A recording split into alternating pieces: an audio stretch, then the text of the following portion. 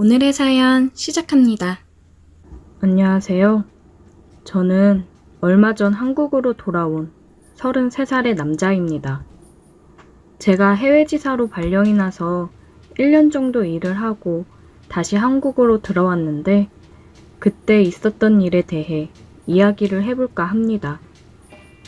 대학 졸업 후 저는 부모님의 도움으로 좋은 회사에 취업을 했습니다.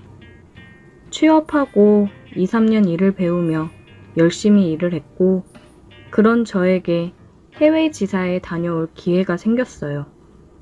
아무래도 좀 더 디테일하고 폭넓게 업무에 대해 배우고 경험할 수 있으니 다녀와 보는 게 어떻겠냐는 부장님 말씀에 저는 일주일 정도 생각을 해보고 답을 드린다고 했습니다. 1년 정도 해외 지사로 나가는 거고 가서 지낼 곳은 회사에서 마련해주는 숙소가 있고 해외 지사에서 일을 하는 1년 동안은 급여도 더 많이 주기 때문에 나쁜 조건은 아니었습니다.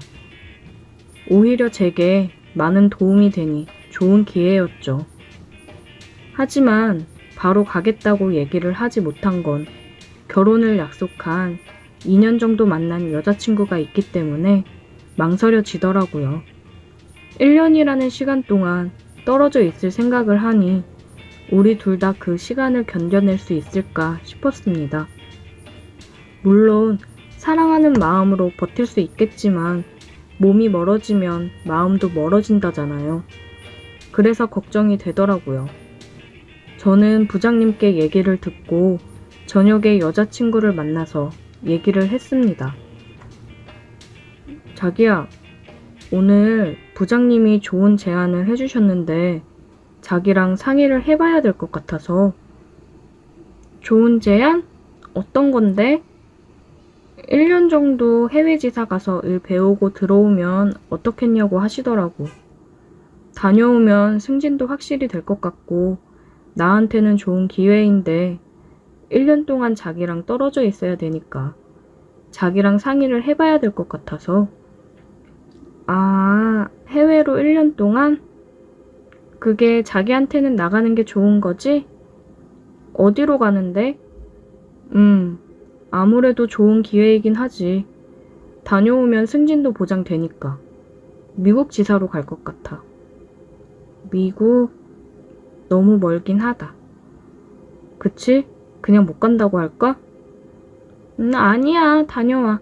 오빠한테 좋은 기회인데 안 가면 안 되지. 나 기다릴 수 있어. 그리고 요즘은 영상통화도 잘 할 수 있잖아. 맨날 통화하면 되지.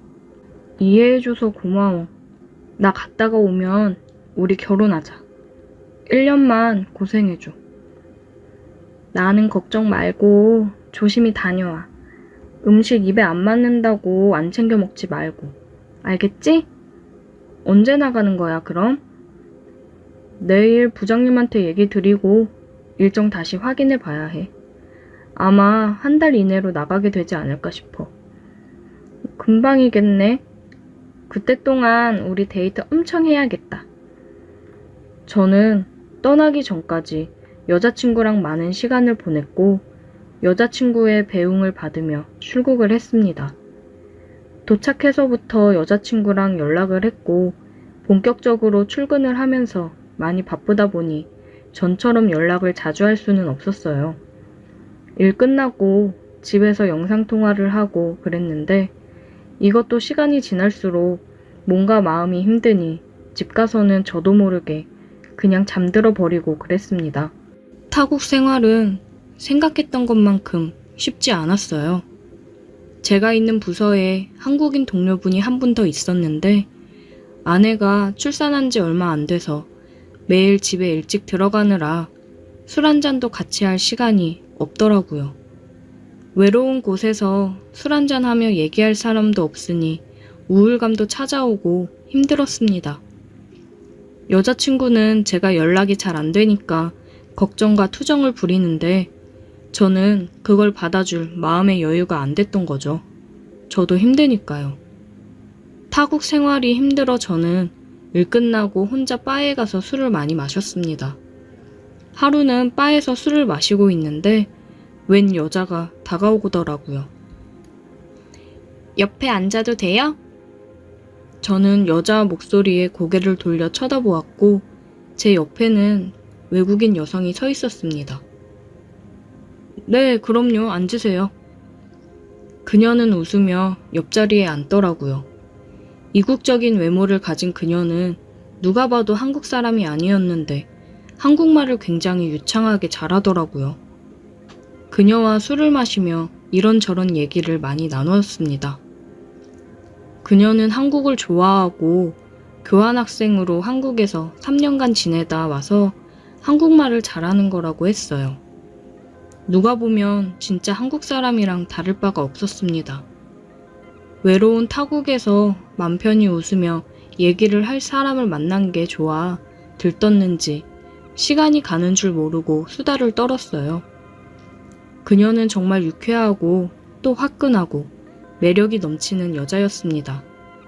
자기 감정 표현에 있어서도 굉장히 솔직하고 꾸밈이 없었어요. 그녀와는 그날 이후로 매일 만났습니다. 같이 밥도 먹고 술도 마시고 빠른 속도로 친해졌어요. 그녀는 요 며칠 바에서 혼자 술 먹는 저를 보고 생긴 게 너무 자기 취향이라 꼬시고 싶어서 기회를 보고 있었다고 하더라고요. 그러면서 여자친구가 있는지 물어봤는데 저는 여자친구가 있는데 지금 한국에 있다고 했습니다. 그러니 그녀는 그러더라고요. 지금 여기 없으면 괜찮다고. 나는 현수랑 오늘 밤에 같이 있고 싶은데 어때? 셸리야, 우리 집으로 갈래? 그녀의 말에 저는 무조건 오케이였습니다. 외롭고 힘들었던 타국 생활에서 제가 유일하게 맘 편히 재미있게 있을 수 있는 게 그녀의 옆에 있을 때니까요. 우린 만난 지 일주일 만에 뜨겁게 불타올랐습니다. 여자친구는 생각도 안 났어요.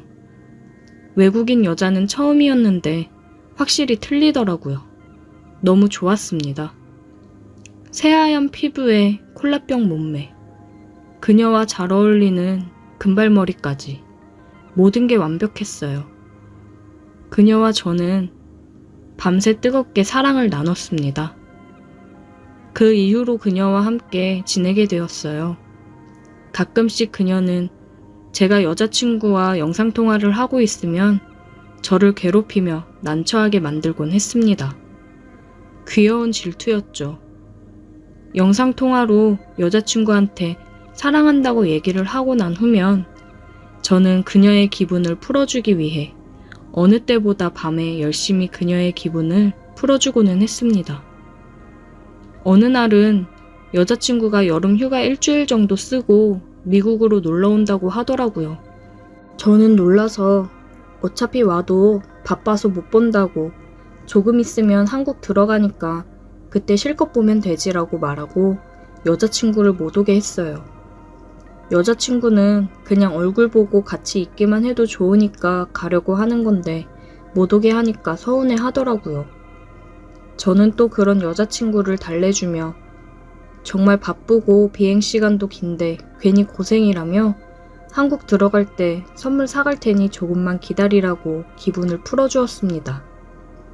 시간은 빠르게 흘러 한국으로 돌아갈 날이 다가왔어요. 셀리아는 제가 한국에 돌아가는 걸 굉장히 아쉬워했습니다. 미국에 남아있는 이틀 동안은 온전히 그녀와 시간을 보냈습니다. 하루 종일 우리는 서로를 탐하고 사랑을 나눴어요. 그녀가 그러더라고요. 그냥 여기서 지내면 안 되냐고요. 이대로 보내기 싫다고 하더라고요. 저도 그녀의 말처럼 여기 남아있는 것도 나쁘지 않다고 생각이 들었습니다. 한국으로 돌아가서 해외지사로 정식 발령을 내달라고 할까 오만 가지 생각이 다 들더라고요. 그녀는 제가 한국으로 돌아간다고 하니 자기도 한국 갈 거라며 따라오려고 했습니다. 그런 그녀를 달래며 마지막 밤을 보냈어요. 그녀의 배웅으로 저는 한국으로 출국을 했고 여자친구의 환영을 받으며 한국으로 입국했습니다. 저를 보자마자 껴안으며 우는 여자친구를 보니 참 애틋하면서도 마음이 찡했어요.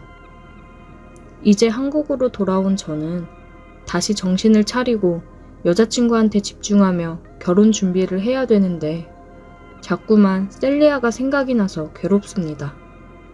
셀리아와 아직 연락을 주고받고 있어요. 언제든 제가 원한다면 한국으로 들어올 거라고 하더라고요. 아니면 저보고 미국으로 다시 오라고 얘기를 하고는 있는데 어떤 선택을 해야 될지 아직까지도 너무 고민이 됩니다. 정말 미국에서 그녀와 함께했던 1년 정도의 시간은 저에게 큰 행복이었거든요. 그리고 그녀와의 뜨거운 밤을 절대 잊지 못합니다. 그래서 다시 그녀의 품에 달려가고 싶은 마음이 굴뚝 같아요. 제가 어떤 선택을 하는 게 현명한 걸까요? 오늘의 사연 여기까지입니다.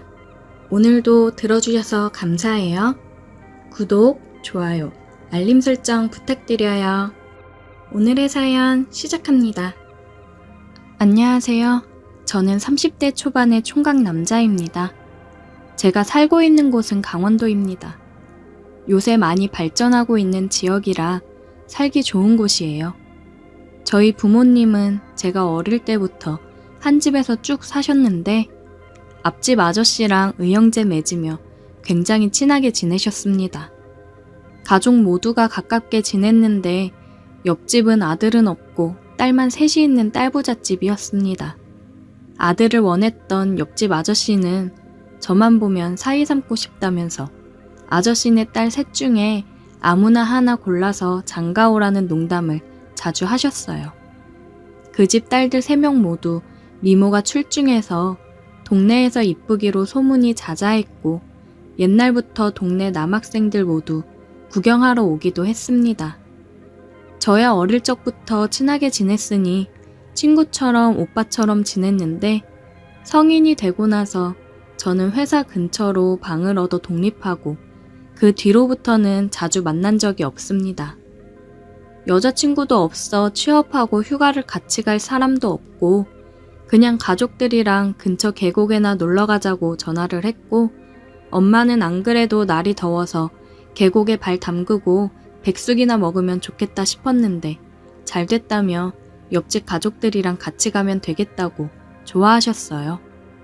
옆집 3자매 중에 첫째는 올해로 나이가 29인데 작년에 시집가서 다른 지역에 살고 있고 26살 둘째랑 22살 막내는 아직 집에 그대로 살고 있더라고요. 저는 계곡에 놀러 가는 걸 굉장히 좋아합니다. 시원한 물에 발 담그는 것도 좋고 계곡에서 먹는 삼겹살이나 백숙이 진짜 기가 막히게 좋았고 특히나 막걸리 한 잔 마시고 시원한 나무 그늘 평상에 누워서 낮잠 한숨 자고 일어나면 하와이도 부럽지 않은 휴가를 보낼 수 있었습니다. 그래서 간만에 가는 계곡이 더 기다려져서 계곡 놀러 가기로 한 주말만 손꼽으며 기다렸어요. 요즘 젊은 아가씨들은 해외여행이나 워터파크를 좋아하지 계곡 놀러 가는 건 별로 관심이 없더라고요. 그래서 옆집 동생들도 안 올 줄 알았어요. 우리 부모님들이랑 아저씨 아줌마만 올 줄 알고 편하게 입고 부모님 댁으로 향했는데 그 집 딸 둘도 간다고 하더라고요. 그런 줄 알았으면 오랜만에 보는 건데 옷도 좀 더 괜찮은 걸 입고 오는 건데 괜히 민망했습니다. 차는 앞집 아저씨 차에 우리 부모님이 함께 타고 제 차에 그 집 딸들과 함께 타고 이동했어요. 제가 집을 나가서 산 뒤로부터 몇 년 동안 얼굴을 잘 보지 못해서 조금 어색하긴 했지만 어떻게든 대화를 이어나가고 있었습니다. 애들이 제가 못 보던 사이에 많이 이뻐졌더라고요. 옛날에는 그냥 마냥 귀여운 동생 같은 느낌이었는데 이제 둘째는 다 커서 시집가도 될 만큼 매력적이었고 막내는 아직 예전 느낌 그대로긴 한데 얼굴은 둘째가 더 분위기 있고 예뻤고 몸매는 막내가 더 볼륨이 있더라고요. 떡 줄 사람은 생각도 안 하는데 괜히 저 혼자서 둘째와 셋째 중에 누구를 선택해야 하는 건지 쓸데없는 고민을 하다가 계곡에 도착했습니다. 너무 더운 날이어서 도착하자마자 바로 차 트렁크에서 튜브를 꺼내 바로 물에 들어갔고 양쪽 부모님들은 자리를 잡고 술을 드시기 시작했어요. 혼자서 계곡물 위에 둥둥 떠다니며 시원하게 휴가를 만끽하고 있었는데 갑자기 막내가 오더니 자기도 튜브 타고 싶다고 같이 타자고 하더라고요. 그래서 아무 생각 없이 그러라고 했더니 제 튜브 안으로 들어왔습니다. 저는 같이 타자길래 그냥 자기도 튜브 하나를 가져와서 같이 놀자는 건 줄 알았는데 제 튜브를 둘이서 타고 싶다는 말인 줄은 몰랐어요. 대형 튜브로 커서 둘이 들어가도 넉넉하긴 했지만 튜브 안에서 서로 밀착하다 보니 괜히 민망했습니다. 얘는 이 사실을 아는 건지 모르는 건지 재밌다고 신이 났고 저 혼자만 얼굴이 빨개지고 엉거주춤한 자세로 있게 되더라고요. 아까 제가 튜브 걸치고 물 위에 두어 둥둥 떠있는 걸 하고 싶었는지 저를 뒤에서 끌어안고 몸을 눕혀서 같이 물에 떠 있었어요. 얘는 재밌다고 좋아했지만 저는 등 뒤에 닿는 느낌 때문에 도저히 진정하고 있을 수가 없었습니다. 한참 그렇게 놀고 있었는데 둘째가 저희들에게 와서 음식 다 됐으니까 밥 먹으라고 하는 바람에 튜브 놀이는 그만하고 밥 먹으러 올라갔어요. 도토리묵도 먹고 백숙도 아주 맛있게 잘 먹었습니다. 어른들은 이미 막걸리를 얼마나 마셨는지 아주 거하게 취해 계셨습니다. 저는 이따가 집에 가려면 운전을 해야 했기 때문에 술은 마시지 않았어요. 둘째 딸은 술을 별로 안 좋아한다면서 마시지 않았고 막내는 자기 아빠 옆에서 신나게 부어라 마셔라 하고 있더라고요. 그냥 원래 성격이 천진난만하게 좋은 것 같았습니다. 밥도 다 먹고 술을 많이 마신 어른들과 막내는 이제 슬슬 취기가 올라온다면서 시원한 나무 그늘에 누워서 낮잠을 자고 있었고 맨정신으로 깨어 있었던 저와 둘째뿐이었어요. 둘 다 할 일도 없어서 근처 산책을 하자면서 밖으로 나왔습니다.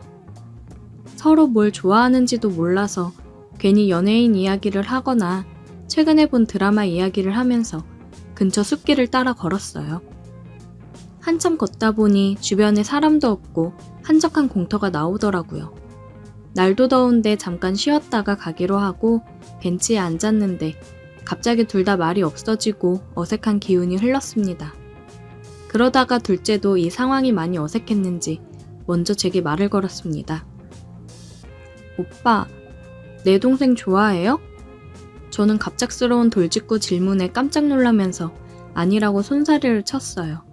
그냥 동생일 뿐이라고 정말 그 이상의 감정은 없다고 했습니다. 아까 막내랑 튜브 타고 놀던 모습을 봐서 그런 오해를 하는구나 싶더라고요. 안 그래도 너무 스킨십을 하면서 붙어있던 게 아닌가 걱정하긴 했었습니다. 그 집 막내랑은 나이 차이가 많이 나서 그냥 동생 이상의 감정은 아니었고 오히려 둘째가 제 스타일에 가까웠습니다. 내심 오늘 아침에 얼굴을 봤을 때부터 마음에 들었는데 그녀가 괜한 오해를 하고 있는 것 같아서 망했구나 생각을 하고 있었습니다. 그런데 그때 제 대답을 들은 둘째가 제 손을 잡더라고요.